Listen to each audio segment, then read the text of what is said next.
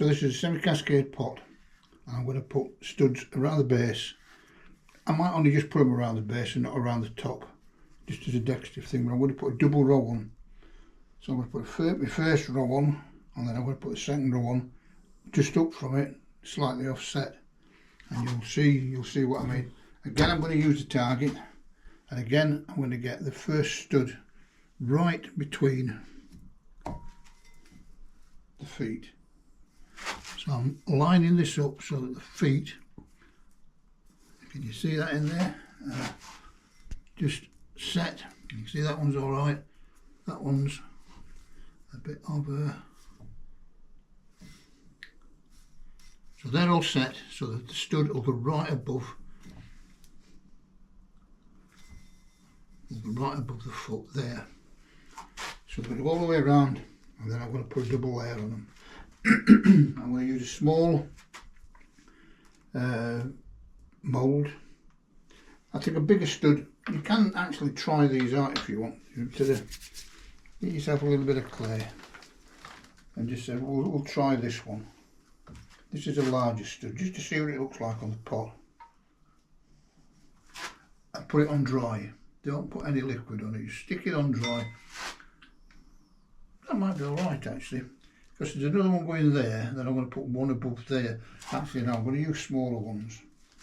I prefer the smaller ones. Just gives you a little bit more room between your studs. So we'll try a smaller one, dry. See what it looks like.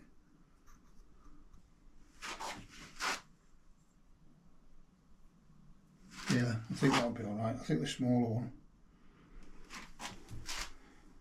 See that? So that's gone on dry. I've not done any damage to the pot, and I'm happy with the one I'm going to use. Right. We'll set up on this target, and I've got to set a stud in line with that line at a certain height. I want them all to be the same height. So what I tend to do, in fact what I do is I use a little bit of stick. Now this stick has got a line on it. Just get up so you can see the line.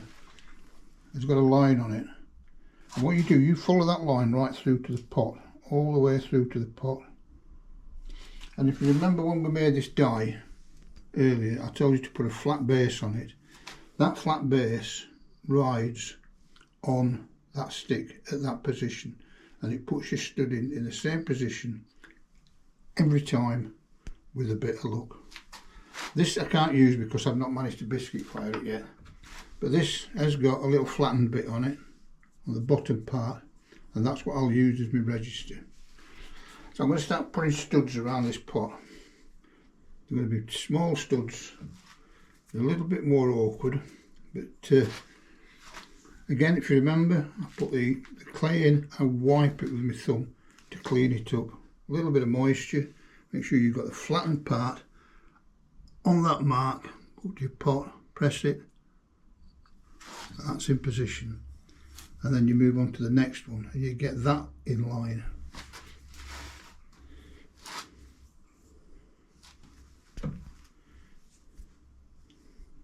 This mould is very dry and it's not taking the clay properly. The better when they've done 3 or 4 studs, the clay starts to stick a bit better. A little bit of moisture.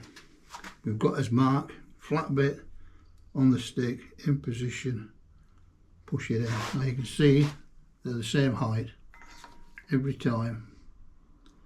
I used to do them freehand, and it used to be really annoying when you've gone all the way around the pot, and if you span the pot you could see them sort of going up and down slightly because some were higher than the others. But this way of doing it, they're right every time. This mould is really, really dry.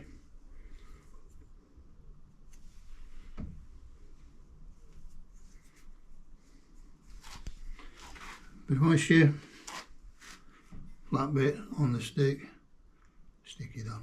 Right, I'm going to zip round these, so I'm going to speed the bit up and I'll just put these in position. Well, this is the last 2 studs going on this. Well, last on this on this line. I'm going to do another line in a second.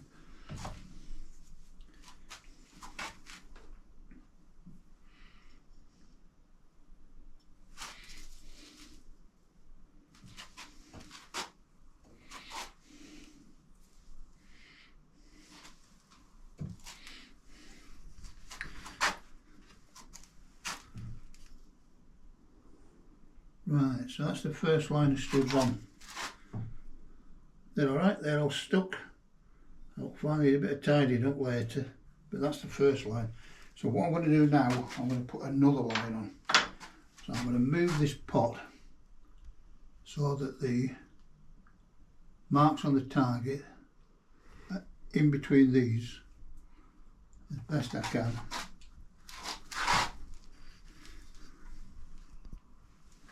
It takes a little bit of lining up, but once it's in line,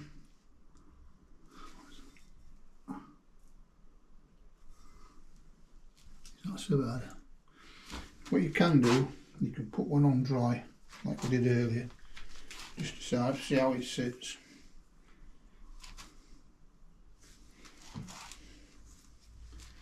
So what I'm going to do with this stick, before I used a stick like this on top, that was fine. So what I'm going to do with it now, I'm going to turn it on its end, so it's going to be higher. Now I'm looking at that, and I'm looking at that stud, and I can see from here that this needs turning around a little bit more. And I think that now is in position. So what we do, we get the next stud, we not put it on dry because I'm quite happy with it. You sit it on top of that line and you press it on, and it jumps. And then you look at it, and you look at it a lot. Looks alright. And then you start again and you go all the way around the pot. So this is going to have 32 studs on it. I should charge £1 a stud for these things, or $1, whatever you happen to be base, or a yen, or whatever.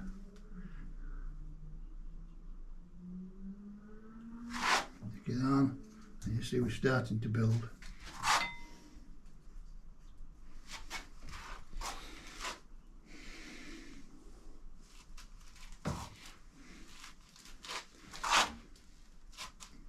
Again, we're going to zip through this. You don't really need to watch me put all these studs on. I'll come back when I've nearly finished.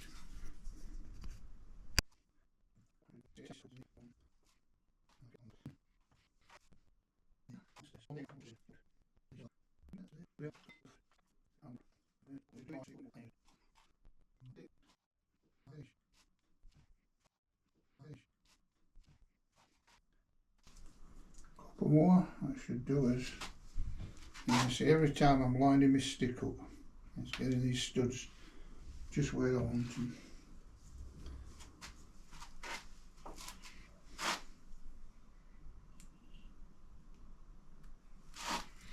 And lucky last on this pot.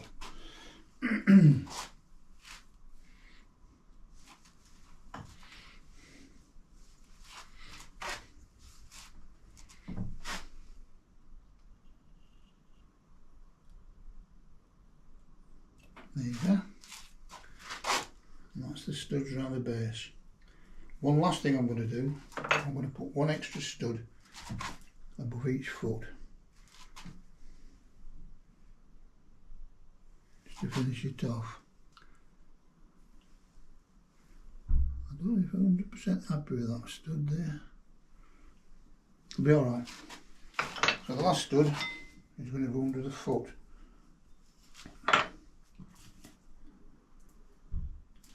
Okay, I'm lining the feet up.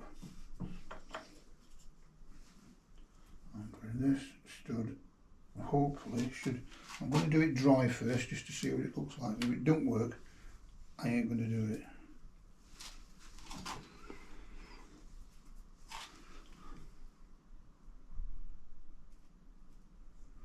I want to stick. It just gives you that little lift and it just decorates that foot. And I think I am going to do it. I decided I am going to do it over each foot.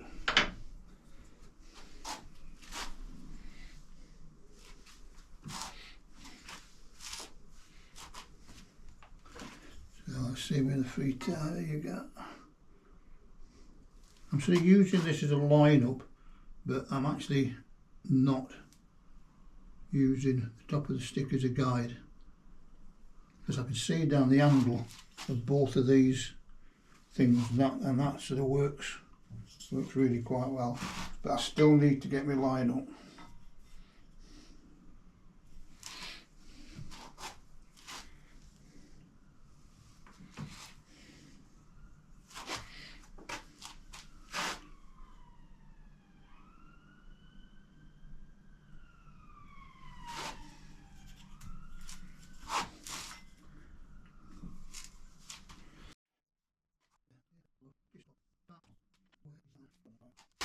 This I'm thinking of glazing in a red glaze, and what the red glaze does, it breaks to white on the on any sort of edge, line, groove or whatever.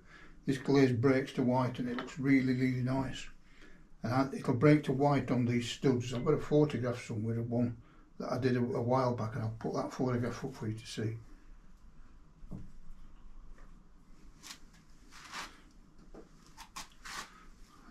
The last one is going there. There you go. Job done. Very steady.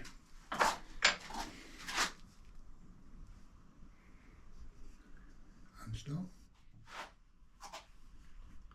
So this is another one.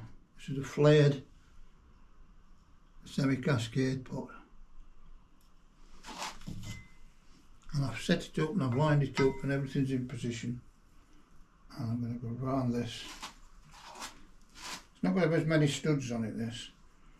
It's just going to have decoration above the feet and around the rim. It'll have studs around the rim.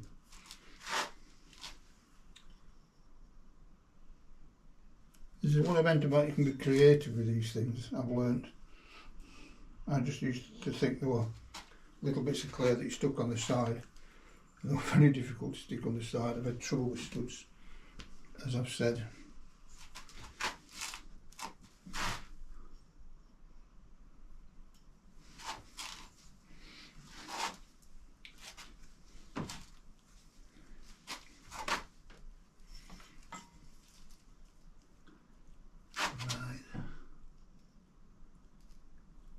So I'm putting one there, and I'm putting one here.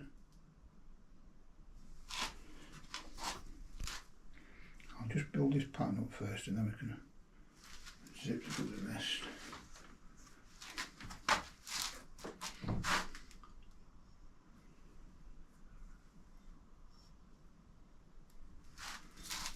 And I'm going to put one at this side of it.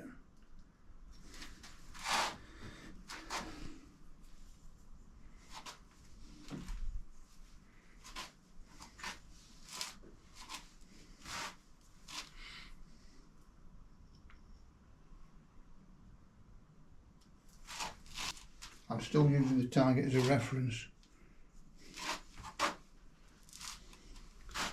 And let's see what this looks like. This might not work, we will see. And then I'll put one in here.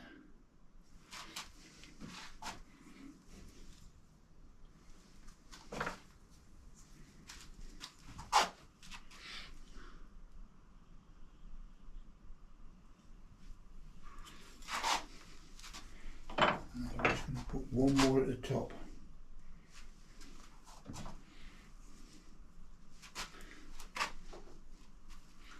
And I'm going to freehand this one.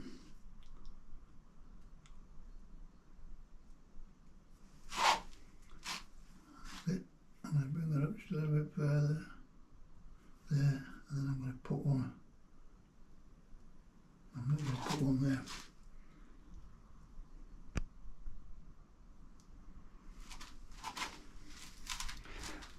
I'm wondering whether to put one there. Right, so I'm going to set the same pattern as that on these legs as well. So I'll just back through that and we'll come to it at the end.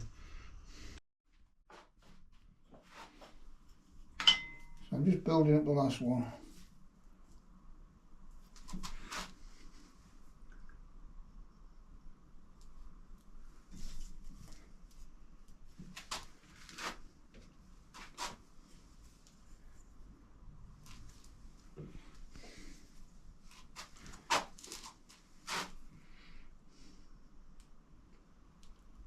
I usually do this sat down, but I've given up my chair for Jules, who's doing the camera work on all these videos very patiently.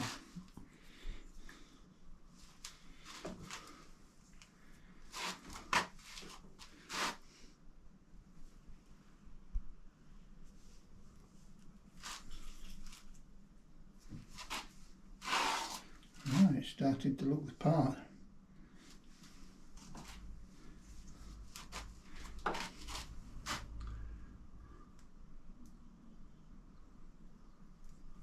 Oh, that one didn't go on. Every now and again you get one that fails. This clay is actually starting to get a little bit dry and a little bit short. So I really should get some fresh, but I've only got a few more studs to do. I wanted it to last. That's better. And then one last one above that.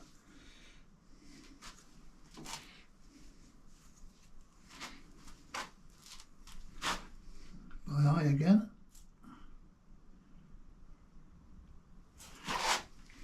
You've got that sort of pattern. One thing I am going to do, I'm going to put one there. And I was going to go all the way around the rim, but I think it'd be too busy. I think all it needs is the central one there. And that will do it. I'm almost sure that will do it. In fact, that's exactly what I'm going to do. Because you can't make these things too busy.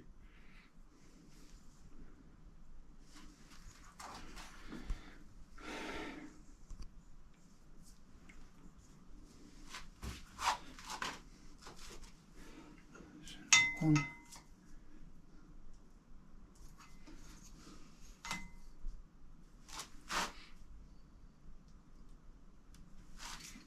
Yeah, that's better. Just fills that gap a little bit.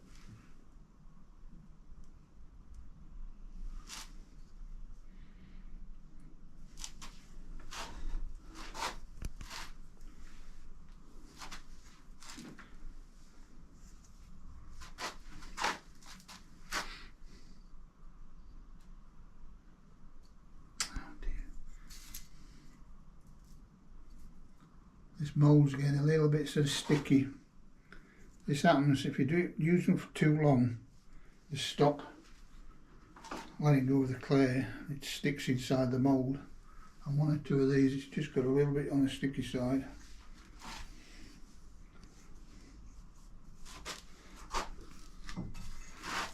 But I've only got 2 more rivets to do.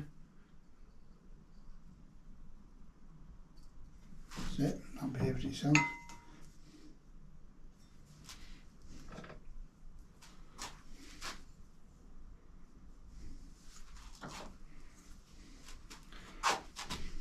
Last one.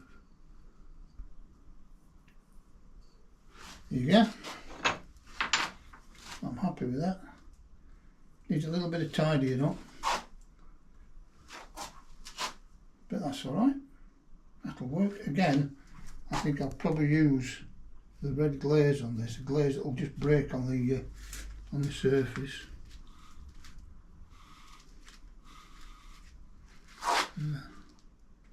That's alright, I'm very pleased.